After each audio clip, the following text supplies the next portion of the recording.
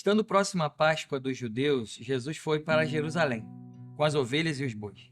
Derramou o dinheiro dos cambistas pelo chão, virou as mesas e disse aos que vendiam as pombas: tirem essas coisas daqui. Não façam da casa de meu pai uma casa de negócio. João, capítulo 2, versículos 13 a 16. Essa é uma ilustração muito forte, uma passagem muito diferente, que mostra um Jesus não tão bonzinho assim, que mostra um Jesus que age com impulso, age com força e toma uma decisão muito forte em um momento muito específico. E o livro traz no capítulo 3 esse ato.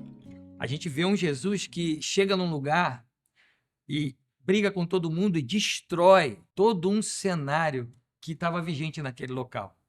Mas a pergunta é, será que ele estava destruindo ou será que ele estava reformando? Destruir é diferente de reformar. E se você já passou por uma reforma na sua casa ou em algum ambiente de trabalho, você sabe que para uma reforma acontecer, toda reforma que acontece em algum lugar, ela em primeiro lugar passa por um processo de desconstrução. Não é destruição, mas é desconstrução. A gente desconstrói para poder reformar. E nesse episódio, a gente vai falar com base no livro, e o livro ajuda a gente a pensar sobre 4 princípios e características de reformadores da adoração. E eu quero trazer para você esses 4 pontos.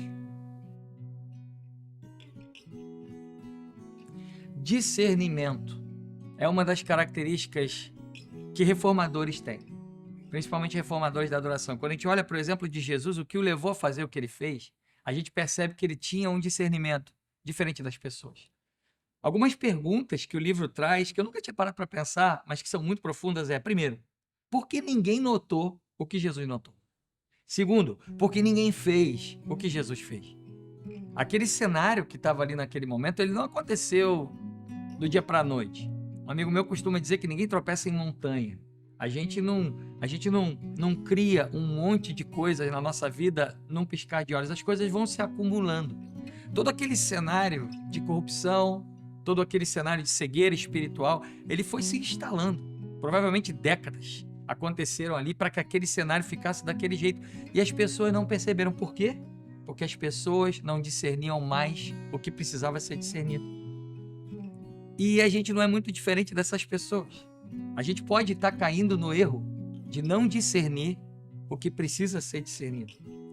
O óbvio precisa ser dito. E às vezes a gente não consegue mais enxergar o óbvio por causa de uma cegueira que nos afasta do discernimento. Os métodos, o carisma, as leis e ordens passaram talvez a valer muito mais a pena do que o fim. Na verdade, os meios que precisariam ser meios e não fins, estão se tornando fins. O que eu quero dizer com isso? Toda adoração ao Senhor que precisava acontecer naquela época estava deixando de acontecer e todo um cenário de comércio, que seriam meios, estava passando a ocupar o espaço de uma casa de oração, de uma casa de adoração. E isso é muito sério, porque às vezes a gente pode estar sem querer trazendo meios ao invés de olhar para o fim. E a gente precisa abrir nossos olhos para isso, de uma forma muito grande. Esse modelo, ele pode estar sendo replicado. Vou dar um exemplo para você. Quando nós começamos a ver que um adorador, por causa do seu carisma, por causa da sua performance, acaba atraindo mais atenção para ele mesmo do que para o fim, que é Cristo, a gente precisa estar com nossos olhos abertos e discernir que tem alguma coisa errada. Hoje, quando a gente vê um novo estilo musical, quando a gente vê um novo timbre de voz, ao invés da gente glorificar a Deus e entender que aquilo ali é um ato para glorificar, muitas pessoas começam a replicar. Eu não sei se você já reparou isso, mas às vezes aparece algum estilo musical dentro da igreja e daqui a pouco tem pessoas cantando com o mesmo timbre, com as mesmas palavras, pessoas copiando a maneira com a qual o adorador, o ministro ou a ministra estão vivendo o que eles estão vivendo. Isso é reproduzir os meios e não olhar para o fim. As pessoas usam a mesma roupa que a pessoa usava. As pessoas cantam o mesmo tipo de música que as pessoas... Então, quando tem um novo modelo, entre aspas, o modelo agora é esse. A onda agora é essa. O estilo agora é esse. Todo mundo vai atrás daquilo ali. A gente está olhando para os meios e não está discernindo que o fim é importante, não é o meio. Então, muito cuidado com isso.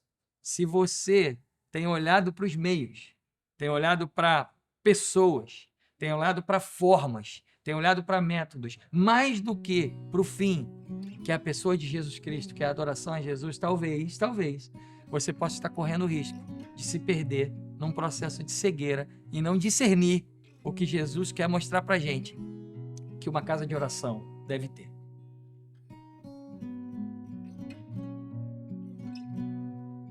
A segunda característica que esse capítulo traz para a gente dessa ilustração de Jesus é que pessoas que reformam a casa de oração, o ato de oração, a adoração, são pessoas zelosas.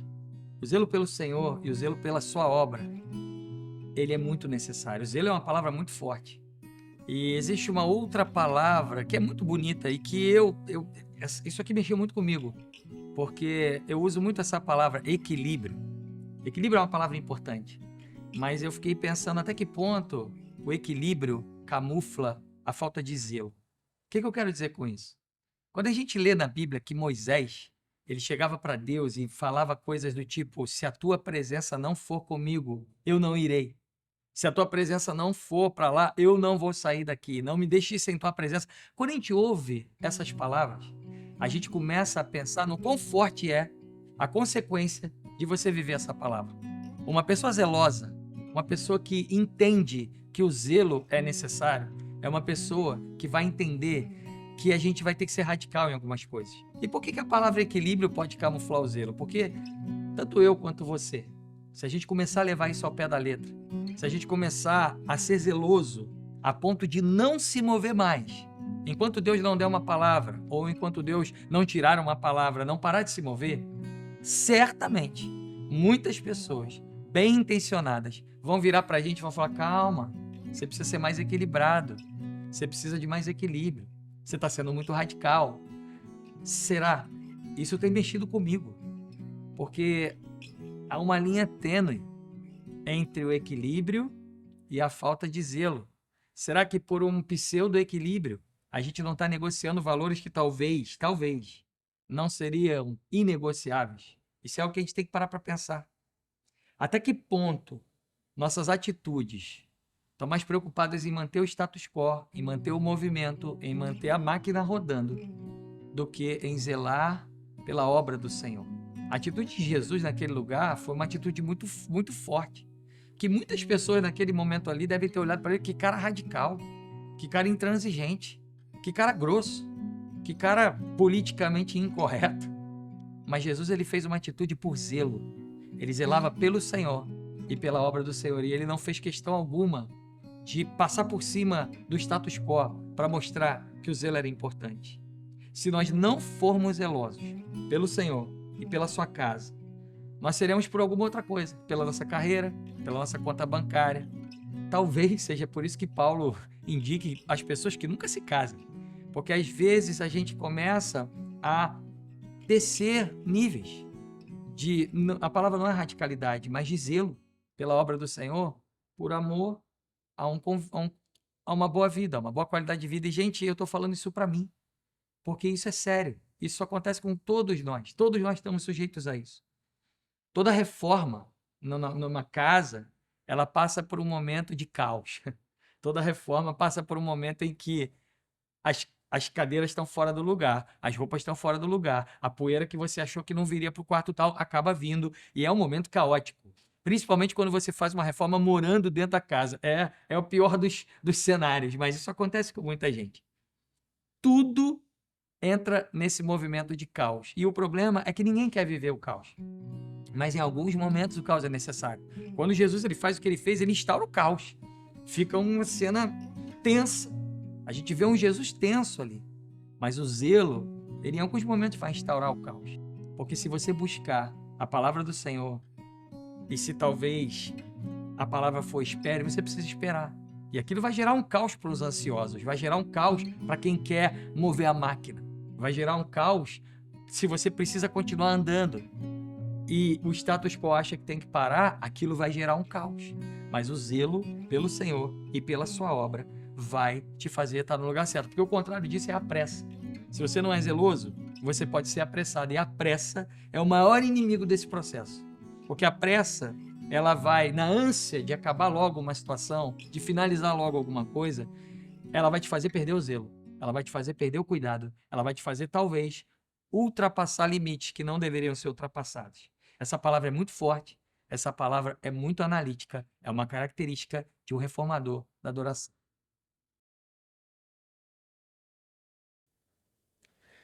A terceira característica de um reformador é lealdade. Lealdade a quê? Lealdade ao propósito final. Lealdade ao autor da obra. Lealdade ao Senhor. Essa é uma palavra muito importante, porque a gente precisa parar para pensar nisso. Essa é uma marca muito forte, é uma característica muito forte. A casa de Deus precisa ser cheia da presença de Deus. E quando a presença de Deus se manifesta, todo o resto vira secundário. Vários foram os momentos do Antigo Testamento em que a presença de Deus entrou, invadiu o templo, e diz a Bíblia que os sacerdotes precisavam sair, porque não tinha mais lugar ali, porque a presença de Deus invadiu aquele lugar. E diferente do que muitos possam pensar, o objetivo final de um ministro ou de um ministério de louvor é fazer com que a presença de Deus reine sobre aquele lugar. Não é finalizar um bom arranjo, não é finalizar uma boa música, não é ter um arranjo lindamente executado. Não, é fazer e viver a presença de Deus naquele lugar. E quando ela vem, quando ela está conosco, todo o resto se torna secundário. Nós precisamos ser leais a esse propósito. Eu gosto muito, muito, talvez seja um dos momentos que eu mais gosto na ministração de louvor. É o momento em que o dirigente para de cantar. A banda normalmente bota uma dinâmica bem mais show, nem toca, e a igreja começa a cantar. Gente, para mim, é um dos momentos mais fortes, onde eu mais sinto a presença de Deus. É interessante isso, porque às vezes a gente tem momentos tão impactantes, tão cheios de arranjos, tão cheios de coisa, mas nos momentos em que a igreja canta, nos momentos em que nada mais está acontecendo, a gente sente a presença de Deus de tal maneira que, para mim, aquilo ali é o propósito final. Então, assim, particularmente eu gosto disso. É quando, no fim de tudo, a gente entende o nosso propósito final, que é desaparecer. Importa que ele cresça e que eu diminua, sabe? Esse é o propósito final de um ministério de louvor.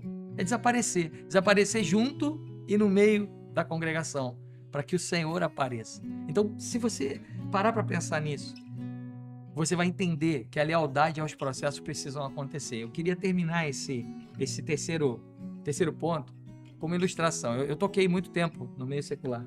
E eu fui fazer um show muito grande, uma feira agropecuária, e tinha tudo, iluminação, PA, tudo.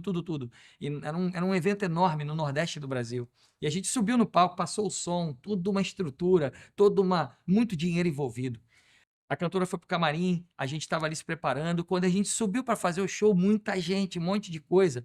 A cantora pegou o microfone quando ela cantou três frases da primeira música. Eu não sei o que deu, a luz acabou. Tinha gerador, tinha tudo. Não me explique, não me pergunte o porquê, que até hoje eu não entendi. Não voltou mais. A luz acabou e tudo parou, tudo. Toda aquela pirotecnia, aquela lindeza, aquele cenário, aquele som monstruoso, tudo acabou. A gente ficou ali 2 minutos de tensão. Quando a gente viu, não tinha mais nada. Todo mundo foi pro camarim. Naquele momento, Deus me deu uma palavra muito forte. Eu estava descendo a escada do palco. E eu, como se fosse hoje, ouvi Deus falar comigo, tá vendo? As pessoas precisam de um espetáculo. Mas se a energia acabar, acaba tudo. Não teve mais show, a gente voltou pro hotel, do hotel pro aeroporto, do aeroporto para casa. Foi um prejuízo danado. Mas o que Deus falou para mim, ele foi muito forte. Eu não preciso de nada disso. A minha presença, quando ela entra em algum lugar, ela substitui todo o resto. Aquilo foi muito forte para mim. Que nós sejamos leais ao propósito final, que é desaparecer e se permitir viver debaixo da presença de Deus. A quarta e última característica que esse capítulo traz para a gente é a necessidade de fazer o que precisa ser feito. É interessante que Jesus ele não mediu esforços para fazer o que precisava ser feito. E ele fez. Ele tomou uma atitude muito forte. Ele tomou uma atitude muito enérgica. E ele fez o que precisava ser feito. Só que aqui a gente tem um desafio muito grande. Porque isso deve gerar um sinal de alerta para mim e para você. Aqui muitos se enganam. Talvez você que está ouvindo esse vídeo desde o início está pensando em várias pessoas Ah, essa característica aqui, fulano precisa ouvir. Essa característica aqui, Beltrano precisa ouvir. No meu ministério isso aqui está acontecendo. Fulano de tal faz assim, ou fulano de tal não faz assim. Mateus, capítulo 7, traz uma frase muito grande para mim e para você. Antes de olhar para o teu irmão, tira a trave do teu olho. Primeiro, antes de fazer qualquer outra coisa. Agora é hora de uma reforma interna. Agora é hora de uma autoanálise. Agora é hora de fazer o que precisa ser feito em você, em mim. Esquece as outras pessoas. Não é momento de pensar nas outras pessoas. É uma jornada que vai te tirar da zona de conforto, vai te levar, na verdade, para uma zona de combate. Mas é uma jornada que vai te trazer algumas perguntas. Onde faltam reparos na minha vida? Quais foram as áreas corrompidas? Quais partes foram despedaçadas? Em que parte de mim a ambição egoísta me leva a andar na sombra e não na luz? Não é do outro, não é do teu coordenador, não é do teu pastor, da tua pastora. É tua, é a tua vida, é no teu coração. Acha que acabou? Agora vai ficar mais profundo ainda. Aonde há amargura, aonde há inveja, aonde há falta de perdão, aonde há falta de reconciliação com meu irmão, tem me levado a fazer coisas que eu não deveria estar fazendo. Gente, tem muita gente que sobe numa plataforma para adorar e desce da plataforma para adorar e não consegue caminhar em unidade. Está destruindo o irmão em palavras ou mesmo em pensamentos. Não tem unidade. A falta de perdão, tem muita gente que passa anos caminhando no ministério sem perdoar e sempre pensando, eu não tenho nada a ver com isso. Ele precisa vir primeiro, ela precisa vir primeiro. O que você está ouvindo nesse momento é para que a reforma comece em você. O que precisa ser feito e precisa ser feito agora. Nunca é tarde para a gente tomar uma atitude. Não fique esperando a outra pessoa. É momento de você caminhar com Deus como alguém que quer reformar a adoração e tratar da tua vida, reformar o teu coração, olhar para dentro de você, ver o que precisa ser mudado e começar a tomar atitudes de mudança. Que Deus te abençoe.